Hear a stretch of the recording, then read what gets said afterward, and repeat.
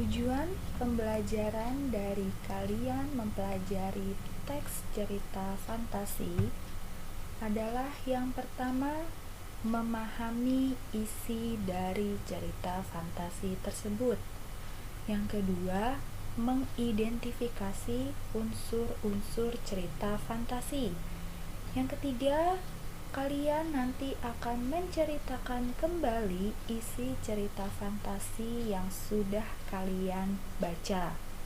Yang keempat, menelaah struktur cerita fantasi. Yang kelima, menganalisis kebahasaan cerita fantasi. Dan yang terakhir adalah menyajikan gagasan kreatif dalam bentuk cerita fantasi. Nanti, setelah kalian mempelajari tentang cerita fantasi, kalau ada waktu, nanti kalian akan membuat cerita fantasi berdasarkan unsur dan struktur cerita fantasi yang sudah kita bahas. Selanjutnya, ini ada contoh 2 cerita fantasi. Yang pertama Harry Potter, yang kedua Doraemon. Dua-duanya ini adalah contoh cerita fantasi. Mengapa? Yang pertama, Harry Potter itu kenapa bisa disebut cerita fantasi? Karena Harry Potter tidak mungkin terjadi di dunia nyata.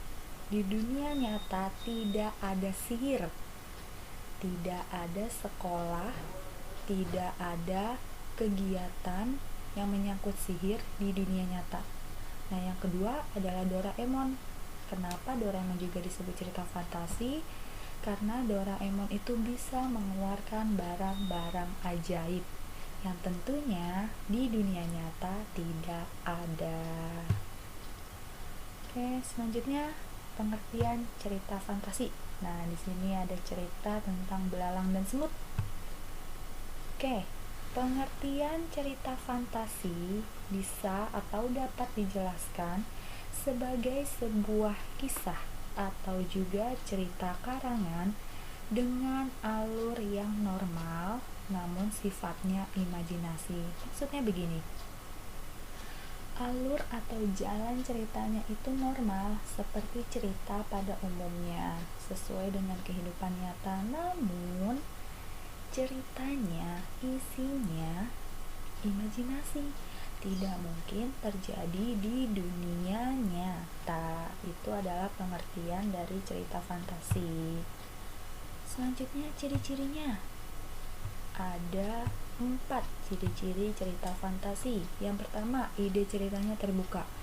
Ketika nanti kalian membuat cerita fantasi itu tidak melulu atau tidak harus terpaku, oh nanti ini begini jalan ceritanya, oh nanti begini, tidak. Ide ceritanya terbuka, itu bebas. Mau kalian buat seperti apa jalan ceritanya yang tidak ada terjadi di dunia nyata, kalian bisa masukkan di dalam cerita fantasi. Yang kedua, keanehan, misteri, serta peristiwa atau kejadian ajaib banyak ditemukan. Contoh, sihir. Terus hal-hal ajaib, misalnya manusia bisa terbang, manusia bisa menghilang, manusia bisa berjalan cepat atau berlari cepat. Nah, itu kan tidak mungkin terjadi di dunia nyata, tapi di cerita fantasi ini bisa terjadi. Yang ketiga, latar cerita yang menembus ruang serta waktu.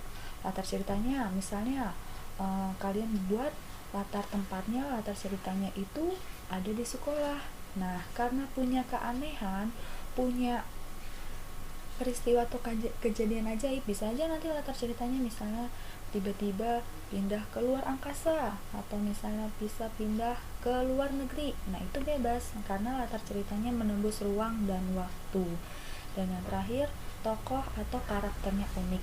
Contohnya di film Doraemon, tokohnya ada rubah atau musang, bisa berbicara seperti manusia. Oke, selanjutnya jenis-jenis cerita fantasi. Jenis cerita fantasi itu ada 2. Yang pertama, berdasarkan kesesuaiannya. Berdasarkan kesesuaiannya itu dibagi lagi menjadi 2. Yang pertama, cerita fantasi total dan cerita fantasi irisan. Yang pertama, cerita fantasi total itu keseluruhan ceritanya mengandung keanehan, mengandung hal-hal misteri, semuanya, dari jalan ceritanya, dari tokohnya, dari tempatnya, semuanya. Namanya juga cerita fantasi total. Dan yang kedua adalah cerita fantasi irisan. Kalau cerita fantasi irisan, latar tempatnya itu ada di dunia nyata, namun jalan ceritanya adalah cerita fantasi atau hal-hal yang ajaib. Jenis cerita fantasi yang kedua, yang terakhir, adalah berdasarkan latar ceritanya. Yang pertama, latar sezaman, yang kedua, latar lintas waktu. Kalau yang sejaman ya udah sejaman aja dari awal sampai akhir ceritanya di situ aja. Nah, kalau yang kedua adalah latar lintas waktu yang tadi saya bilang, awalnya ada di rumah, tiba-tiba ada di luar negeri, atau misalnya awalnya ada di dunia, tiba-tiba ada di luar angkasa.